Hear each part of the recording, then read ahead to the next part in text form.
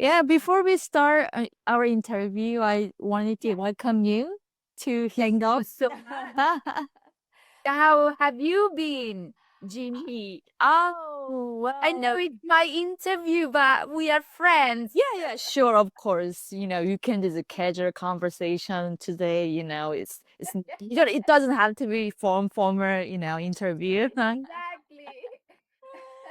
So I just wanted to welcome you and wanted to thank you so much for your time and friendship, long-term friendship, between us. It was such a pleasure to meet you in Israel first. Yes, Since then, in Italy. yeah. So, could you introduce yourself for very short sentence by yourself? Yeah. Yeah. My name is Sara Minelli. I am a flutist and a flute teacher. Uh-huh. I am Italian, but I live in London. I've been living in London since 2011. Oh, already. Wow. So I am mainly based here, where most of my activity is, but obviously I travel and I like to go to my country whenever I can for concerts and stuff, and yeah, and family.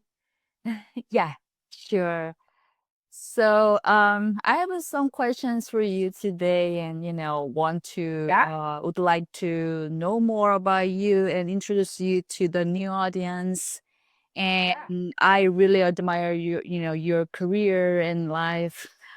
So yeah. So my first question is, your musical journey has taken you from Perugia to London, as you said. Yeah, that's true. Yeah. Where you been based since 2011, and how has this transition between cultures shaped your relationship with music? Ah, good question. Mm. So, yeah, I moved to London from Italy now 14 years ago. Mm-hmm. Um, to be honest, I did not expect I was going to stay in London for so many years. Oh. For me, it was just, let's say, an adventure. Mm. I was a little bit disappointed with the situation for musicians, for young musicians in my country. Mm. And I was really fed up with it. And I thought, I don't know, I don't want to keep doing this. Like, I am a very independent person. Right. So for me, to stay, home with my parents and not being able to you know um to have a financial security when what I want, it was a big thing, Mm-hmm. and my country was not offering me this. Mm-mm. So I was doing a few projects for a few months, and then I had to go back home because I could not afford with what they paid, or with the situation, the opportunity they gave me. Mm-hmm. So I thought, I just want to see what's outside, what's out there, outside Italy. Mm-hmm. And um, my so I just traveled to London Mm-hmm. for experience. I didn't have any contacts. Mm. Some people move abroad because they have, I don't know, a course they want to attend. They Mm. want to study at some, institution, Mm-hmm. or maybe they have a job offer, they want to go. But it was not my case. I didn't have any of this. Mm. I didn't know anyone. I didn't know even where I was going to stay. Mm-hmm. So I just took my plane to London, and I thought, well, let's see what happens. Mm-hmm. It was extremely scary at first. It was Sure. difficult.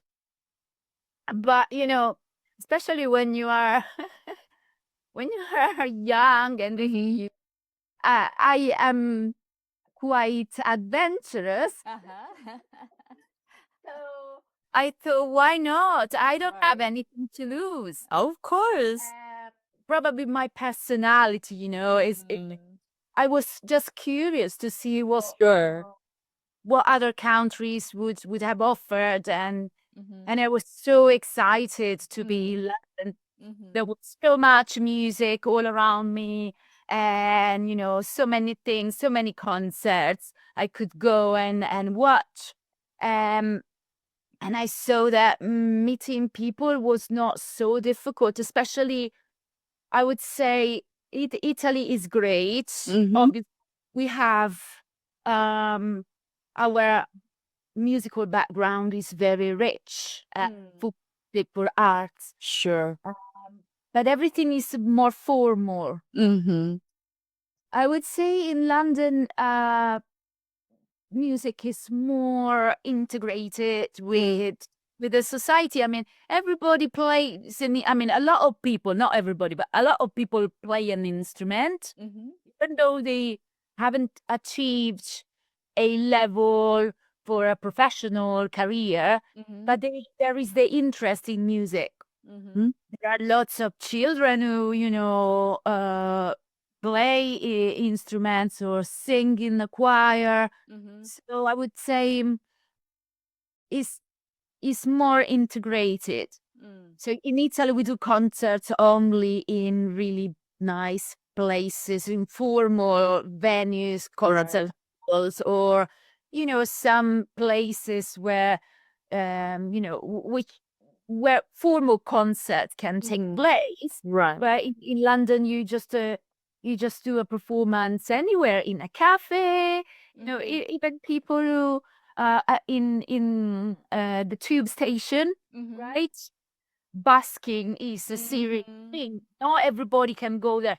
You need to apply and get a license. What are they? So it's, I think it's more like that. And I was very, very fascinated by this. The environment in London. Wow. Yeah, I actually, it's been incredibly hard as Right. the competition is so high, Of course. and also it's not always so good.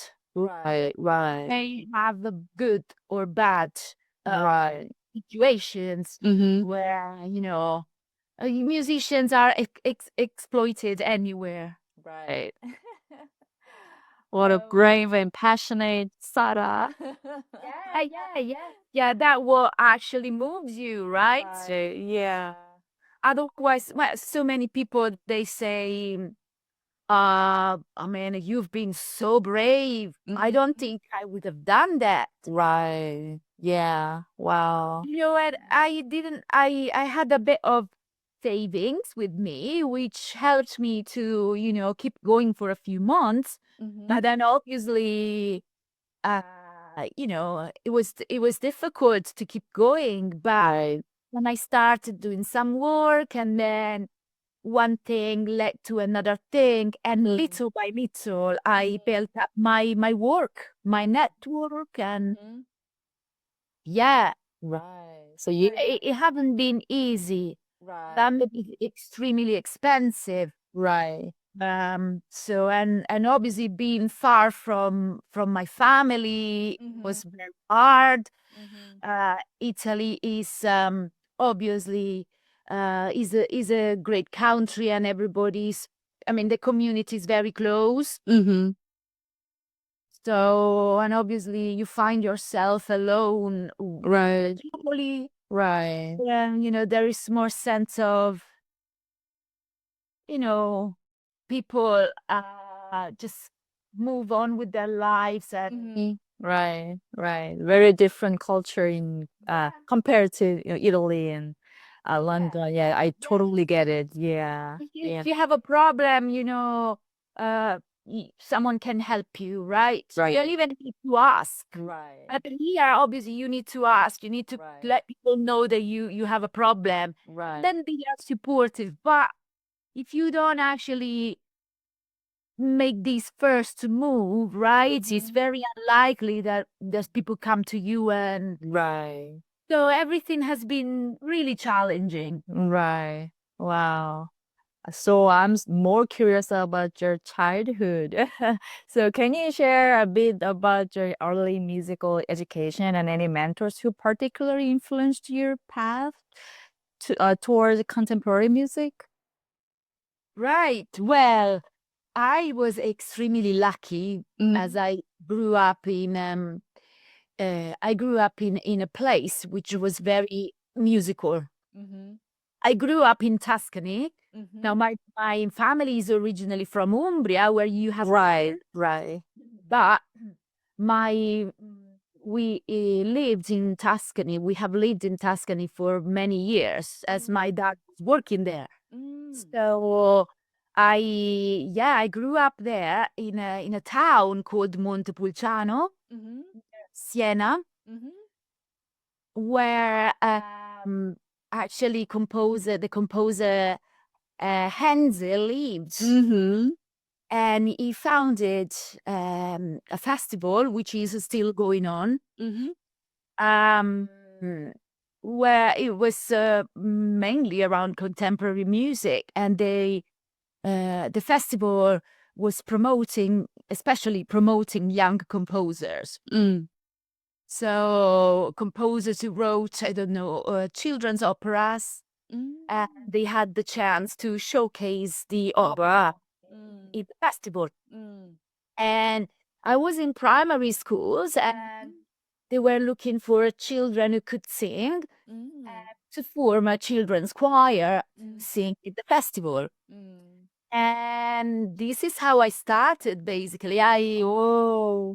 there was a there were a few teachers who came to my primary school, and they were listening to the children. Mm. I always loved singing. Mm-hmm. On is the singing is my first musical experience. Mm-hmm. So yeah, and this is how I started. I got into this choir, Mm-hmm. and with my sister, both of us, Uh-huh. and then yeah, and my very first performance ever when I was in primary school. I think I Wow. was like 9 years old or 10 years. Oh. It Oh. was I sang in a contemporary opera. Wow. That's So amazing. I would say this has made a huge impact Uh-huh. because all those intervals, which a lot of people with some, I didn't have any musical background before. Uh-huh. Uh-huh. So, you know, those intervals which are unusual if you have a um, more conventional musical background that you had lessons before and all the music you've played or sung before was kind of sort of conventional. For me it was kind of normal Mm. to sing those intervals, and to yeah, I think this has made a huge impact in my later choices. Mm. As I always found contemporary music extremely natural to me. Wow, that's amazing. Amazing. Yeah. Wow. So that is really incredibly inspiring. So that Well, it makes you think that children don't have any prejudice about music. mm-hmm. We listen. My dad was he really loved classical music. We really listened to a lot of classical music at home, but I was never taught any Right. music before. Right. So this is really true that children don't have any prejudice Right, right. about music. I when I first started teaching, I worked in nurseries. Mm. So it was amazing. I got babies to listen to some 20th century music, 21st century music, Mhm. and they loved it. They loved it. They found a way to interact with the music. So Wow. children have this kind of yeah Wow. prejudice. I'm so jealous of your environment from especially your childhood. It was just luck, and then it happened that there was the opportunity to learn an instrument. Mm. and my music teacher really encouraged my parents to sign up for instrumental lessons. Oh, okay. My music teacher called my mom and saying, Oh. "Why did you sign up Sara for instrumental lessons?" Oh.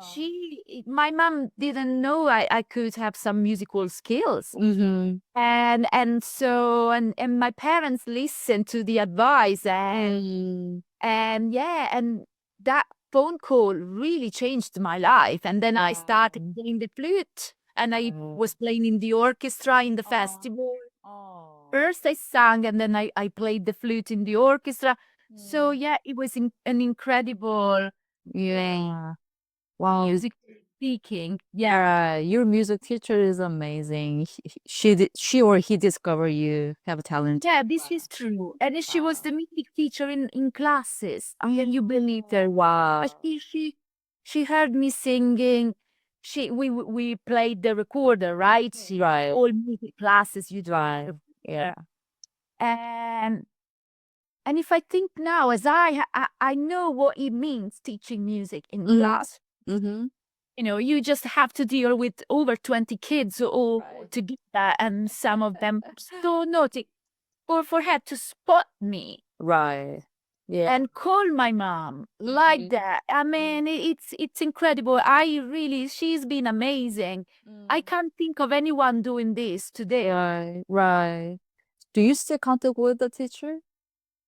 No, at some point I don't even know if she's still alive. Ah, okay. It's very long time. Yeah. She was already quite. Yeah. I mean, for me, I remember her an elderly, but I see. Right. when you were a child, everybody looks so old. Right. Right. Then when you're getting older yourself, Right. but that it happens that my parents had to move back to their region, so had to move away. And I suffered a lot. I was very sorry to have to move. And I was already 15 years old and already in high school. And, it was very challenging to leave that place. But I already had established my identity. Right. Knew what I wanted to do when I was growing up. Right. Who I wanted to be. I wanted to play. Yeah. So it was very challenging, and that's how I kind of lost contact. Ah, okay. Yeah. Got you. Yeah, But still keep the flute going on with you and of course. sure. Yeah. Let's say a seed was planted. Right. Wow. And then obviously, yeah, I have never stopped playing. It's been, yeah, Lifetime. it's my biggest passion, but also I feel lucky that this passion is now a job. Yes. That's amazing. So there's something incredibly vulnerable about solo flute performance. What draws you to this intimate form of musical expressions? This is a very tricky question, GK. It's really, really difficult. Uh-huh. So I don't know. And maybe for you, it depends. Right. Maybe for you, sometimes it can be. Maybe that takes back to my childhood again because I was quite shy as a child. So for me, when as you know, I was singing before, but and obviously the singing was another thing I wanted to do, or perhaps people wanted me to do. But I felt so, I felt so exposed. Uh-huh. The voice is something for children. It's something very intimate. Mm-hmm. So I thought when I started playing the flute, Mm-hmm. it was like it was it was perfect for me because I was shy, and I could, with my instrument, I could actually be myself, but be without seeing my total person. Yeah, right. Like when you sing, there's just you. You're completely exposed, right? Yeah. And so I thought, and also I like the complexity of tunes you can play. And let's say I was always interested in more complex music. And yeah, and my very, so for me, was not something, it was something very, very natural. Right. Um, yeah, my very first performance was a solo performance, I remember. And yeah, and it was, I remember very positive, it was a very positive experience for me. Right. As even though I was very shy, I think it's your relationship with the instrument really that makes the difference. Right. Right. Um, and also, I think I like the fact that the flute is not the loudest instrument in the section, right? Yes. Yes. So, but the sound of the flute is amazing, and the possibilities, Right. all different nuances and textures, different sounds you can produce on the flute. I think playing solo, you can hear them better. That's Right. something which fascinates me. Right. And sometimes if you play in a group, if I think about contemporary music, as you know, a lot of the extended technique are quiet sounds. And I see sometimes when I play in ensemble that composers, they write really quiet sounds on the flute, but in an ensemble.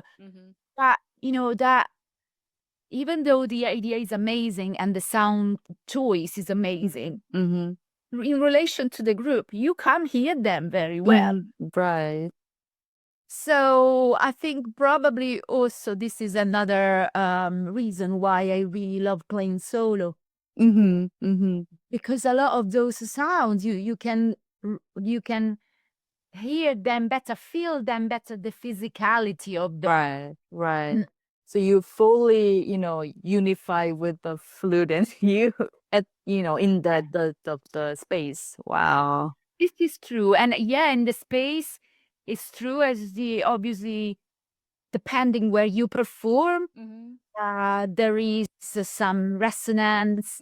Some sounds work better than others. It's really incredible. Yeah. Right. Right. Wow. So, yeah, and all the flexibility in the sounds you can have. It's really beautiful. Yes. It really, yeah, I agree. So you recently got a new alto flute or a bass flute? Bass flute. Yeah, right? Yeah. Wow, how's it work? Oh, I love the bass flute. Yeah, right? Oh. It's an incredible instrument. Yeah. And so you see how all the sounds and technique of different flutes, they respond in different ways. Of course. So all the low sounds, all the key clicks. Oh gosh. Yeah, How- beautiful. It just has they have a resonance. Really, really beautiful. Yes. So yeah, I love the bass flute. It's big. Uh-huh. It's a little bit of a stress when you travel, go through airports carrying all those flutes, but I'm sure there are lots of players who can relate to that. I mean, double bass is more difficult, right? Yeah. So what made you to Sympathize with my colleagues, yeah. with Yeah. big instrument. Right. So what made you to adopt the bass flute? You do the soprano and alto and but you have more opportunity with the bass flute, or you want to, more. Well, I think the main thing is that I work in contemporary music ensemble. Okay. So it's required often to play all the flutes. All right. There are some pieces Of that course, yes. all the flutes in one piece. Mm-hmm. Right. And in a new music ensembles, often there is just one flute player. So you need to play all the flutes. Okay. That has been my main motivation. But also, I love the instrument. Yes. Right. Wow. So you basically cover the flute family. Yes. That's amazing. That's amazing. Wow. I understand figures like Hans Hans. So your influencer composers and teachers, Robert Favicini, Ciani. Am I correct? So yes, you are. That is Italian, right? Is Italian, of course. Yeah. So how they have been influential in your artistic development? Have these masters shaped your approaches to the flute? Well, let's say that Roberto, that's how I call him, Maestro Roberto Briciani. Well, I have studied with lots of different teachers, Right. and obviously my background is very classical, like many musicians. I have, first of all, learned all the classical repertoire, Of course. and I have played in orchestra sometimes. So I know all the orchestral repertoire. So, and then obviously I always, I was always curious about all different types of music. Mm-hmm. Let's say my passion for contemporary was kind of getting bigger and bigger. Mm-hmm. And I was already playing some contemporary music. Let's say that the first major, I say contemporary, but it's not contemporary anymore, has been the Berio Sequenza, which I am now preparing for my Berio concert in Florence. So for many players, that is the end of a journey, right? They think, oh, I'm playing the Berio Sequenza. For me, it has been the start of my journey. So it's been the first major flute solo I have actually learned, and then from there I have developed my passion for discovering more recent composers as now bad. I mean, we can't say it's contemporary anymore, right? Yeah. But still the kind of language, the kind of style. And I was talking to my my friend who is a pianist the other day. I don't know if you know the Poulenc Sonata for flute. It's it was written pretty much at the same time as the Berio Sequenza, but they are so different. Of course. Just how modern it was, and they research on my instrument and of music in general. It was progressing really fast. So let's say I've started with that, and then I have increased more and more and more my interest and my passion for contemporary music. And then I've been extremely lucky to meet some composers, especially one who has been Alessandro Solbiati. Oh, okay. I know him. Meeting composers for me has been crucial in my development. Right. And obviously, then I needed to study with a teacher who was a legend. And Roberto is a legend of the contemporary flute, and he's also a great teacher. And so I have he's been very important in my process. But when I started studying with him, I was already I had my identity already. I was already, like, let's say, semi-professional. Mm-hmm. So he's been the one who actually encouraged me to um into this path, into this career choice, and he's been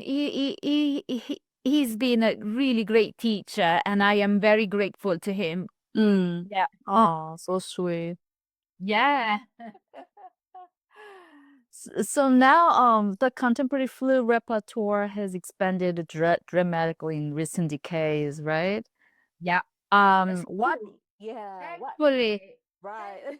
But we don't have any music and relevant Right. music in 19th century. I mean, the flute was just in orchestra. Yeah.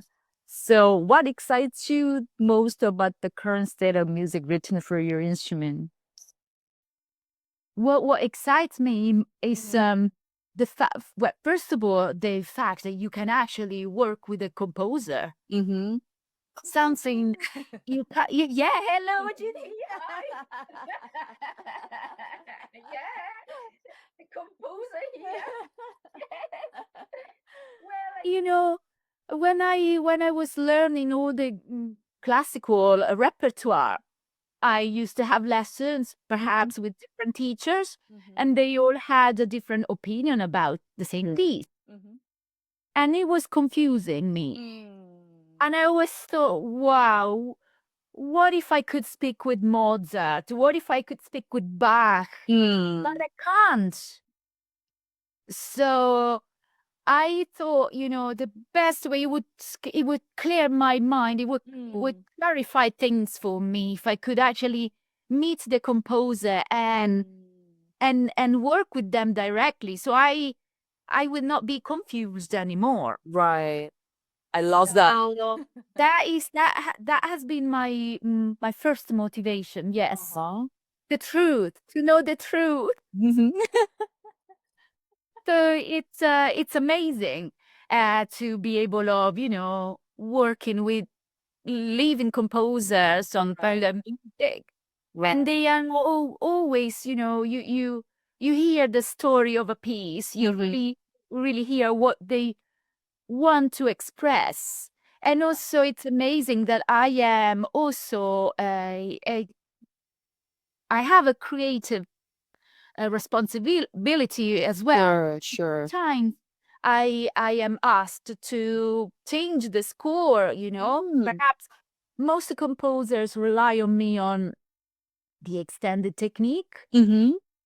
They they have an idea about a sound they want, and then they ask me what's the best sound you think is the best technique on the flute Sure. we could use for this idea I have. So I participate in the creative process instead of being simply someone who executes precisely what's written, and that's very exciting. Yeah. So yeah, this is great, and obviously to have a piece written for you is very, very exciting. Right. That was my next question. Yeah. Yeah. How special, for you, and, like, does it create a different relationship with the music than just that composers? Or so if the composer write for you, right? Yeah. Does it create a different relationship with the music? Oh yeah, definitely. Sure. Yes. Yeah. Yeah. First of all, it's like they write something for me. They know pretty much what my style is, what the way I play. So it's more likely that it's going to work. Mm-hmm. They know what my what I'm really good at. Sure. They kind of yeah, it's really great, and that is the foundation for a real performance. Right. And but also, yeah, it gives me a sense of authority, right? I know how I know what to do. Right, right. And also there is something very exciting about being the first person to perform and Sure. as you know, it's really interesting. You never know Mm-hmm. how it's going to work until you perform it for the first Sure. time, Right. This and is you don't know what the response from the audience is going to be. mm-hmm. And usually when a piece is yours, Mm-hmm. you are able to deliver a really convincing performance, and audiences always love that. They love that. I mean, I play, I play programs, recitals when I do my solo projects, or with with the flute and piano in a flute and piano project, or in a flute and saxophone project. In a Sure. yes. Yes. So obviously it's really exciting that um you might, select a variety of music. Concert societies, they always say, oh, but please don't play unless it's a contemporary music festival or a contemporary music concert series. They ask to, play a program which is kind of mixed. So I do some classical as well, and perhaps I introduce a new piece. Right. Believe that audiences always love the new piece. Wow. Yeah, at least in London, and I don't know in other places, but they are always so excited about hearing something new. Oh, wow. Maybe because in London, there are performances all the time. There are, they can hear this music, this Right. more classical music, right? Right. That it's yeah, they are always very excited about something new. Sure. So how does it work, the collaboration between composer and you? So so composers normally contact you to collaborate, or how does that work? Yeah, it's usually that. it's, it's usually that. Uh-huh. Uh, yeah, or for example, yeah, composers contact me, but now it's like that, obviously, because I've built a reputation, and they know that I am, let's say, passionate about this music, and then it's my main expertise. But obviously, for example, and they contact me, they say, I have this project, and I'm writing this piece for flute. So I'd love to work with you, and then we just think about a recording or a performance. Yes, that's how I usually get opportunities. But try to be honest, if I have to be honest, um, when I first met Alessandro Solbiati, who is a very prominent composer in Italy and in all Europe, um, and I was actually studying his flute piece, first flute piece, which is still now one of my favorite flute solos. And it's a massive piece, really long, full of things and beautiful. I absolutely love that. And I was living in Milan at the moment, at the time.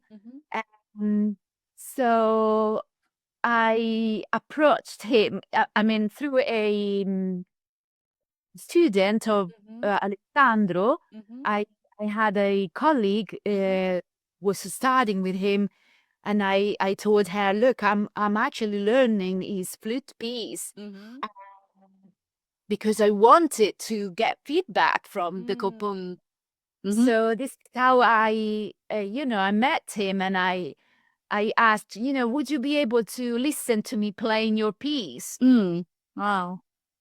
And yeah, so that's how everything started, right? Wow. So it was so enthusiastic. It Mm. was so, positive. It just and so encouraging. And I thought, wow, this is amazing. Wow. Yeah. So yeah, this is how I really first started. Right. Wow. So maybe it over the similar context. So you premiered works by significant composers like Salvatore Sciarrino and the Edward Cowie. Yeah, like Cowie Yeah. and many, many others. So Yes. the Sciarrino piece, Uh-huh. it was actually a huge orchestral project. Oh. It was my teachers actually, Oh. who actually invited me and other flute students to take part in this project. Mm. It was a massive premiere, and I was a student, so and it was it was my very first paid performance. Yay! Yeah, I got paid for it. Oh, but it was an experience which had a huge impact on me. It was an incredible experience. Mm. And I had no idea at the time, and I was really young too, that this would have been actually my career choice. Sure. Me, it was just trying, something. My teachers, invited me to do that. Mm-hmm. And so that was the Sciarrino's premiere. And then, yeah, I have premiered probably hundreds of new works. Sure, sure, sure. Do you have any like How- memorable things? Do, Sorry? do you have any memorable premieres in these like hundreds of composers? Well, oh my God, this is very, very difficult, Jinhee. I mean, Well, well, oh my my God. God, I know it's hard to choose and talk about it, but in Well, general, probably yeah. and I mean, Edward Cowie's music has been probably one of my most recent Oh, projects. okay. Oh, okay. That has been really something really, really exciting. Mm-hmm. And I recorded an entire album of flute and music by him, dedicated to me, and a fantastic pianist who is Roderick Chadwick. Oh. So, and then we recorded in a CD, and it's a cycle of 24 Australian bird portraits. Oh, okay. I saw it. I remember it. Yeah, yeah, yeah. Yeah, so I want to do some self promotion, but listen to the CD. It's on Spotify. Sure, sure. Yeah, it's really great. And also he wrote another piece for me, which for solo flute, which I have premiered in London, and that was also really cool. Mm-hmm. And I remember probably when I have released my first album, my solo album. Mm-hmm. I then organized a concert in London where I presented the album, and in the album also contains new commissions. Mm-hmm. So, and I performed those pieces. One by Alessandro Sorbiati, who wrote a piece for me, and Jonathan Cole, who is the head of composition at Royal College of Music, Matteo Giuliani, Alessandro Maggini, all those composers involved in the CD. Sure. They came to London, and then I played the new pieces, and that was also very, very exciting. Yeah. Wow. Wow. And then obviously all the ensemble music, and I am talking now about solo performances, but well, I remember when I premiered a flute and a saxophone piece by Richard Coston in Florence with Mario Marzi. It's the legend of the saxophone. and in Italy, and that was also really cool. I mean, there are so many. It's hard to say. There are so many. Oh my God, I really want to meet everybody you mentioned. Yeah. Yes. I'm very serious. Yeah, you should. Yeah, right? Maybe Mario first. Yeah, no, Mario for sure. As Yeah, you right? you wrote a piece for us, and we will play it. Yeah. We'll Oh, play it excited. in November. Oh my goodness, Yes. that's so Yeah. exciting. Can't wait. Oh my goodness. Yes. Yeah. Yeah, I love to contact with him. Please tell him, I want to, have like this kind of interview if you like to say to him. I will. Yeah, sure. I mean, we we had a just short conversation with my music with Mario and you. I felt so grateful and blessed to have. Oh, I mean, thank you. As the piece is really great. You are a really good composer, Jinhee. Thank you very much. Yeah. Well, I can see the work, and you take it really seriously. Yeah. So, I mean, And the research you've been doing. yes. So, mm, having these wonderful, musicians as like a friendship and, feeling so blessing, really. So no. Really. So I really wanted to say thank you Yes. to both of you and, having, creating more this kind of opportunity in the future, Yes. which I been trying to working on it. Yes. Oh, that's exciting. Oh. So your performance often, I mean, well, maybe more than often, involve advanced extended techniques, right? Yes. How do you approach the physical and embodied aspects of these challenging performance methods? Mm. It's it's really interesting because I find all of this is so cool. I mean, Okay.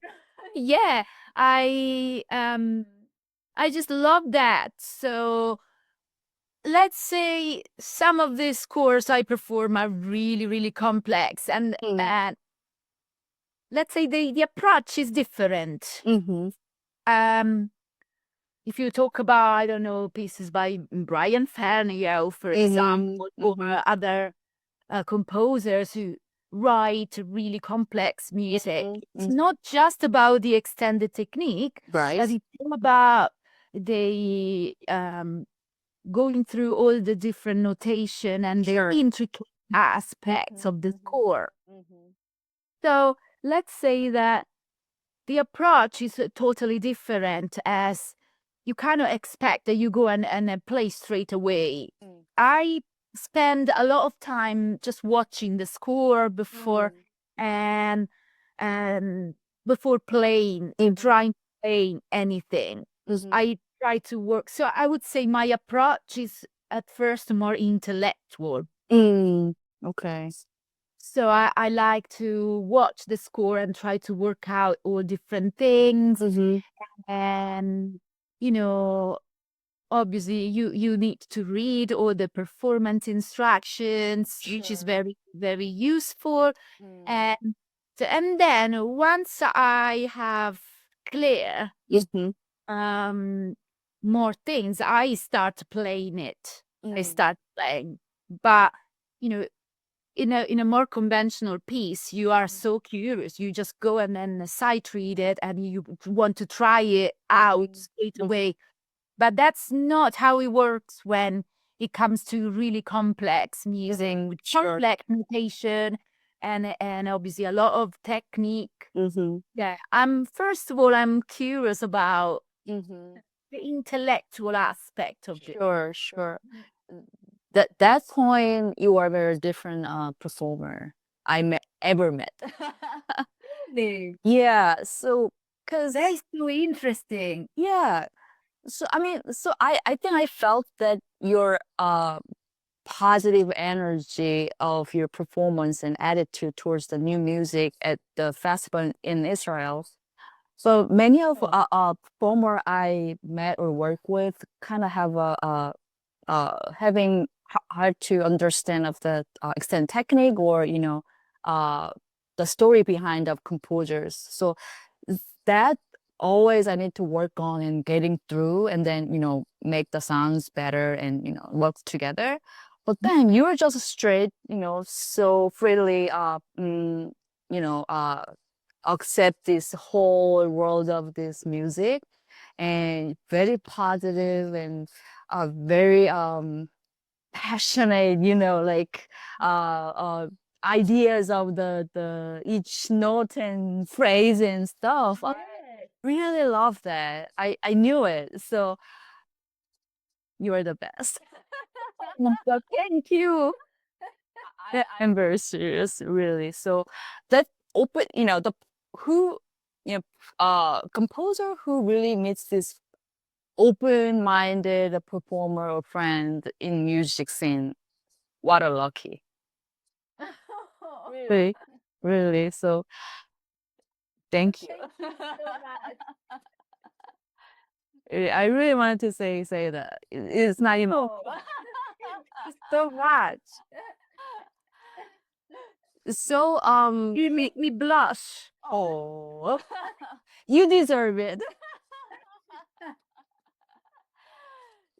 So in what ways do you feel you're contributing to the evolution of the flute voice in contemporary music? I'm sure you do. Well, I mean, I try my best, right? Yeah. Anyway, I am just one. So, yeah, I really try to, yeah, obviously, I am very passionate about this, and that makes a difference. You are right, there are players who don't like playing this music.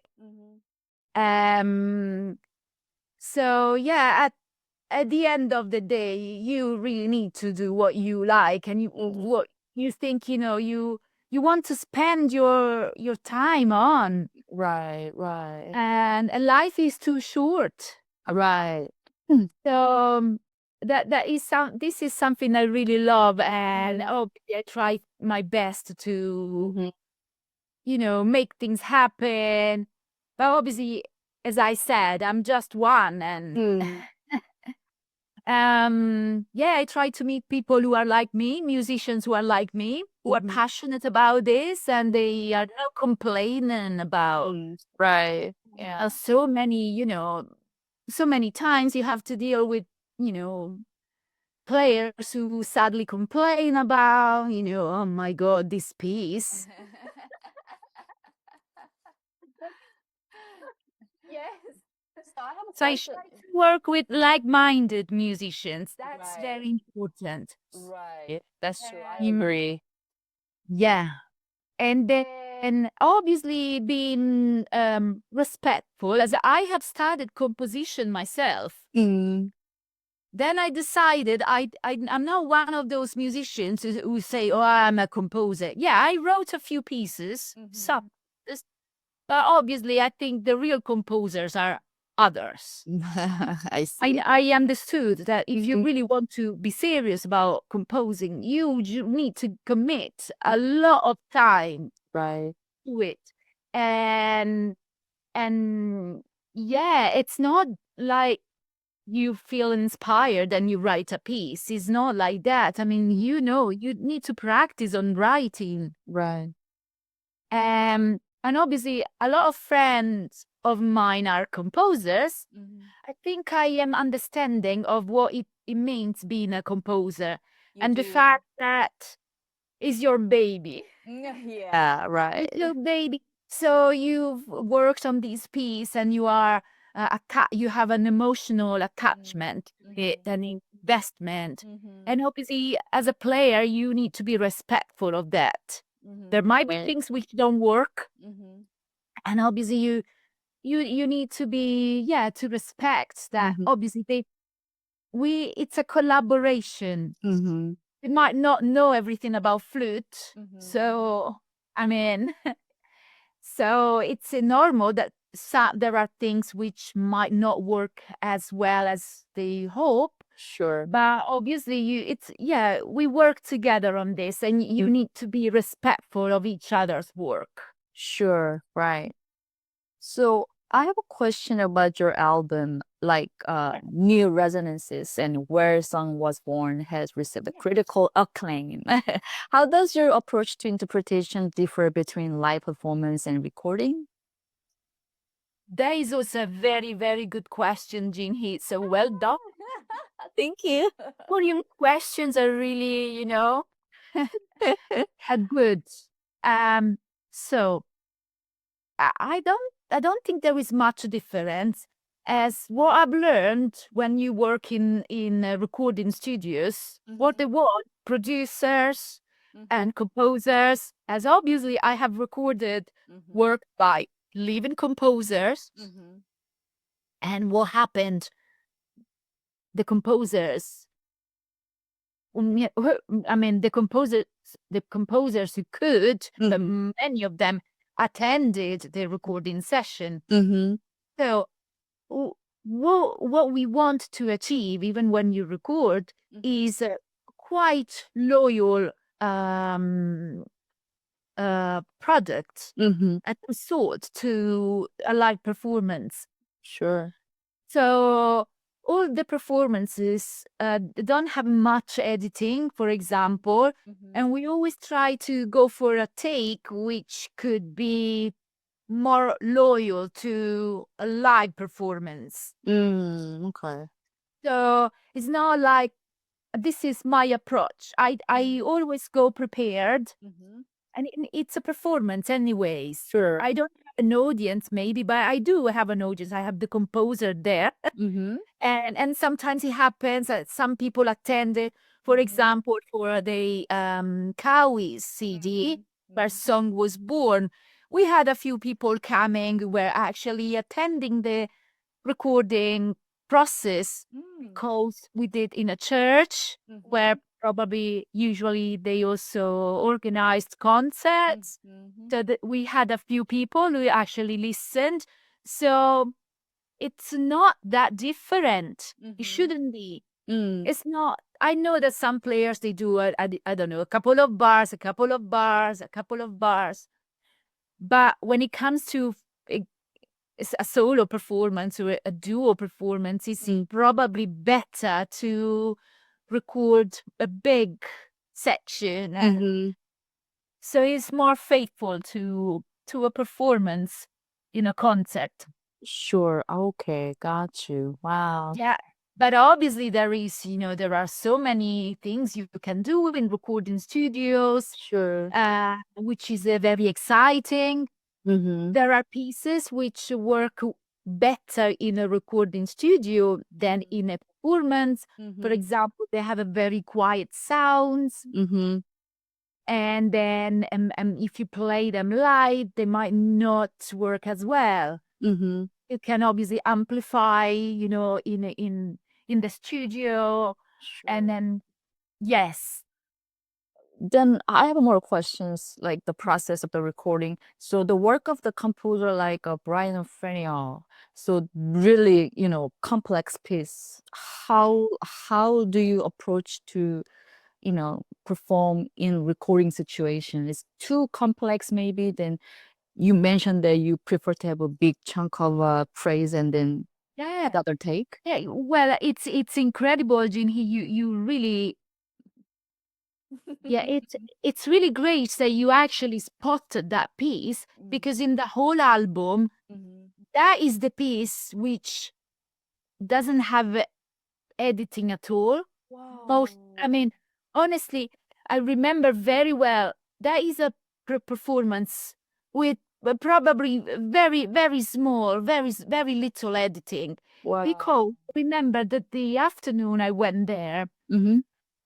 First of all, I hate to have to record the things several times. I mean, Mm-hmm. it's so tiring if you have to play things over and over. Sure. You know, And usually the first performances are always the best ones, as you are physically more relaxed. You know, you just more energy. Right. And then obviously you start. It's a very physical piece, that one. But in general, contemporary, it can be tiring to play, Sure. over and over all those extended technique Mm-hmm. on the flute. Um, so that one, we had some noise from outside with I don't know, the town bells. They were just so we had to actually stop recording for a while. Okay. And so what I've done, simply I have performed the piece twice from the beginning to the end, and then I've chosen the best one. Oh wow. Awesome. That that has been the fastest. Wow. Fastest. Um, I and then yeah, and then with some small editing, but yeah, this is how. Um, yeah, I think that's how I did that. Wow. So Yeah. before that, you prepare like almost like perfect level, right? Yeah, exactly. I mean, it's important that you go prepared. Sure. That when you go there and you are prepared. Otherwise, you would spend days in recording. Right. First of all, they charge you more, Sure. Money. but then it's not very productive. You end up recording over and over and over, and that's it. And it's not gonna get better. Sure, sure. So professional. Wow. I respect you, Sarah. Wow. And then the other side of the composition, like electronic and acoustic dialogue. So how would you navigate the intersection between electronic elements and acoustic qualities of the flute in contemporary works? Well, it's first of all, it is really cool that we have, nowadays the technology supporting our work, and we can create many amazing things, right? Um, so yeah, all the pieces I've played or recorded, including electronics, well, for the recordings, obviously, I have recorded the solo part without electronic. So, and then the composer added the electronic part in the recording. At first, you record your solo without the electronics, and that's how I've done so far. If I perform a piece with electronics, obviously you need to have some really good equipment. And what happens, the perception of your sound when you play is different. You have electronics going on, so you might not hear yourself playing very well if you use headphones. So yeah, it can be challenging at first if you are not used to it. Sure, sure. It's good to have really good technical equipment to help you with that. Yeah, Sure. and obviously a sound engineer. I see, I see. Um, that's great lessons to anyone who really interested in, recording piece with electronic and acoustic, right? Yeah, yeah. I mean, the possibilities are incredible. Yeah, yeah. Wow. If you record a solo piece, Sure. acoustic piece, obviously is much more straightforward. Right. Um, Here's a little different questions for you. But I'm always curious about this thing to any like female musicians. So as a female performer in contemporary music, have you observed changes in gender representation throughout your career? And what challenges or opportunities have you experienced? That is another tricky question, Sha. We know it's a very hot topic, isn't it? Bye. Yeah. Well, I mean, things have improved, Mm-hmm. but I must say, women still face challenges during their career. And it's unbelievable. It, obviously, well, for example, when I moved to, I mean, this is not involving in the specific contemporary music, but just to let you know what the situation is. When I moved to London, um, I think in Italy at the time, there wasn't any woman playing the flute in any of the big orchestras in Italy, Wow. even third flute. Oh, okay. Or I know that now it has changed. Mm-hmm. Now it's getting better. But Mm-hmm. just to let you know, and it was 14 years ago. So it was not, 100 years ago. Right. So I never had a female teacher. Oh, okay.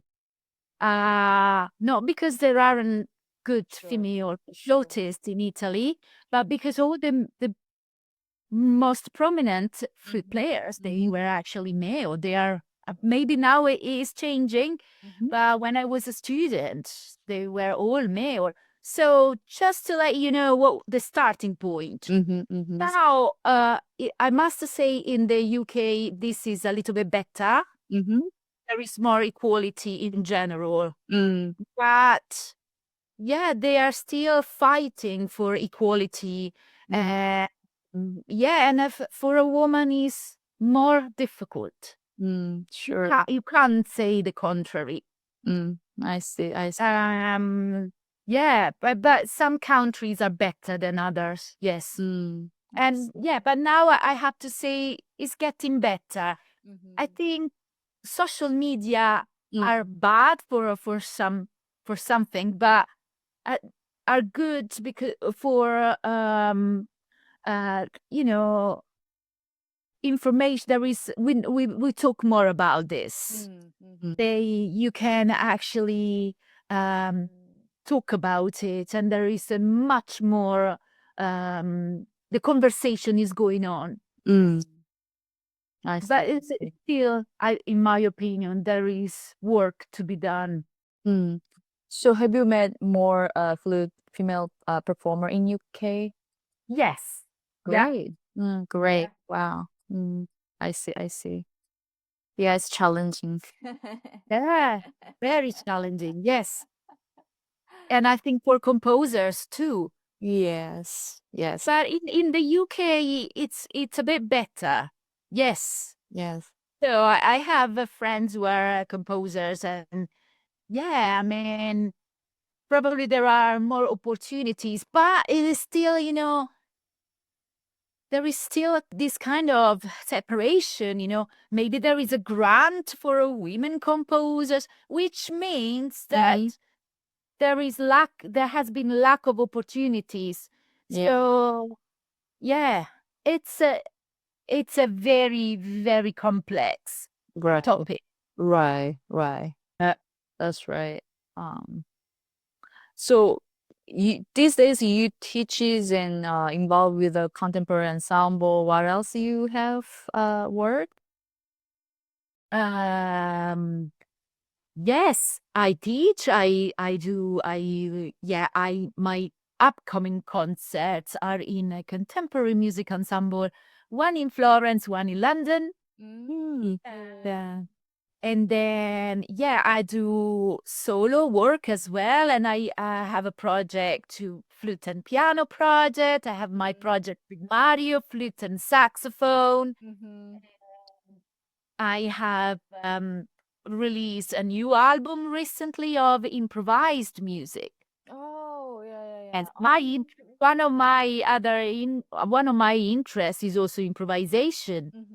And I love improvising. And I have released a CD of music for improvised music and electronic music. So with electronic um, manipulation, Sure. Yeah. Yeah. for flutes and synths. As my colleague, who is also a good friend of mine, Daniel, is actually is the founder of this record label, and he liked doing all this kind of experimental things. So it was not like a little experiment, Uh-huh. but I have enjoyed it very much. Sure. So that project working with a composer or you created yourself?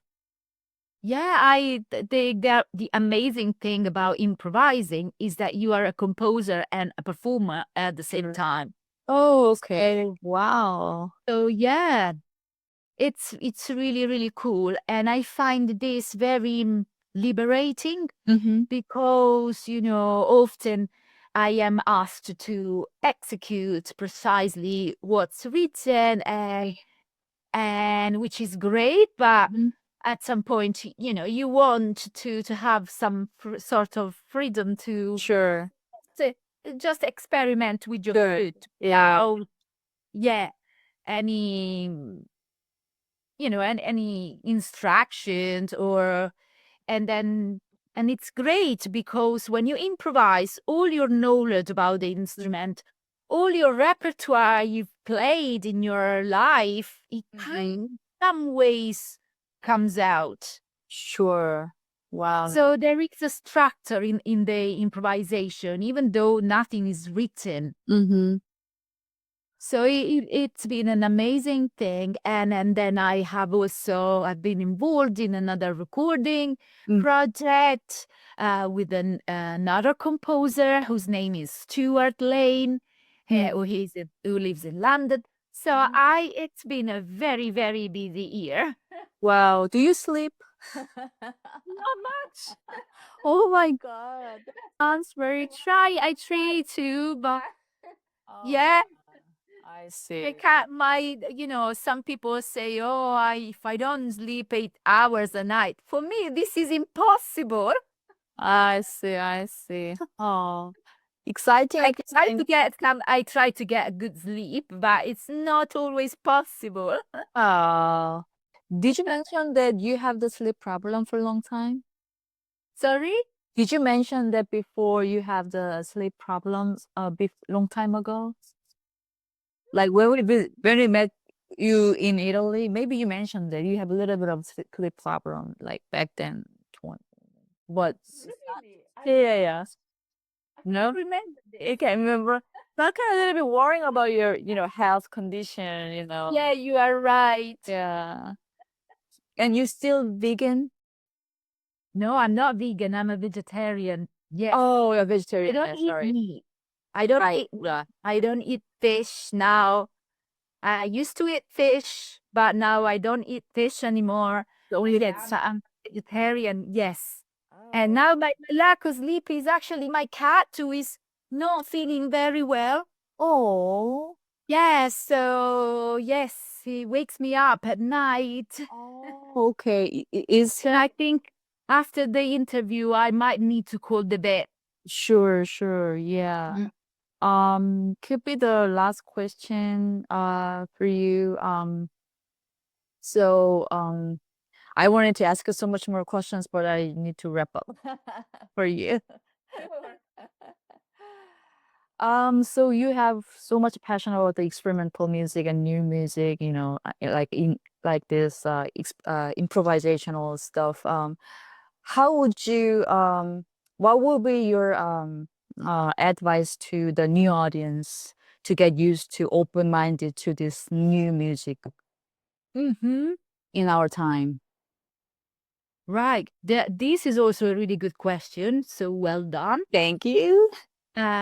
So my approach to this is, for example, whenever I perform a new piece, I think it's very important to introduce the piece to the audience. Mm, I have colleagues who are against this, and they think that you just have to get there and play, mm, and then the music will speak for itself. mm. But I think for contemporary music, Mm-hmm. it's really you need to introduce Mm-hmm. I see. this with the audience, unless is an audience who is really expert, they are used to contemporary music and they know what to expect. Mm-hmm. But still, they would love to hear what the piece is about, and uh and if the composer could actually say a few words about the piece, they usually love that. Mm.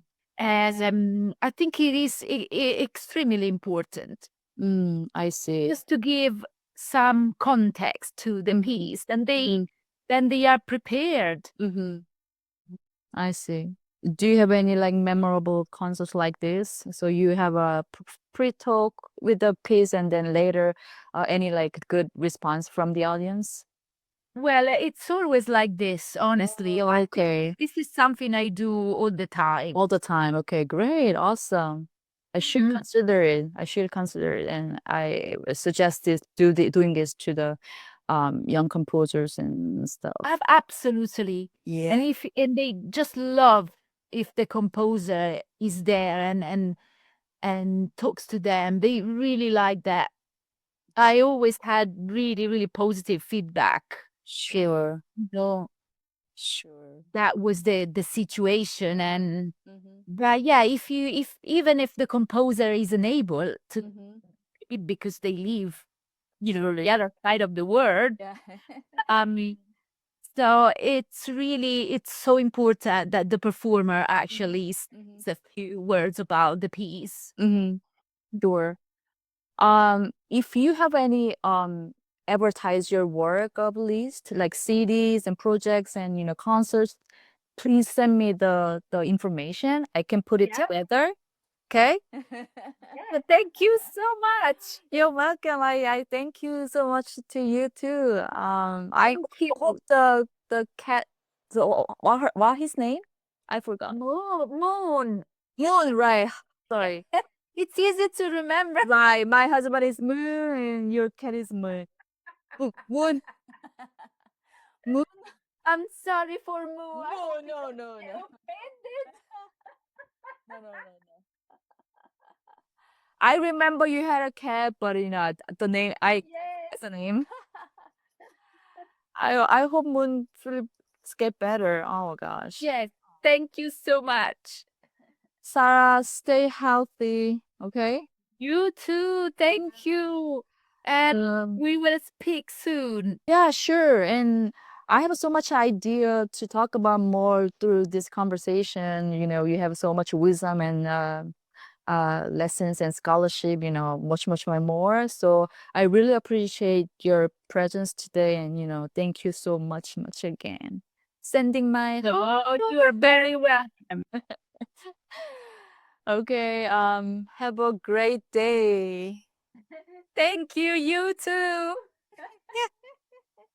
Bye, Jinhee. Bye, Sarah. Thank Bye you. bye. Bye. Hey, lots of love. Same here. Bye.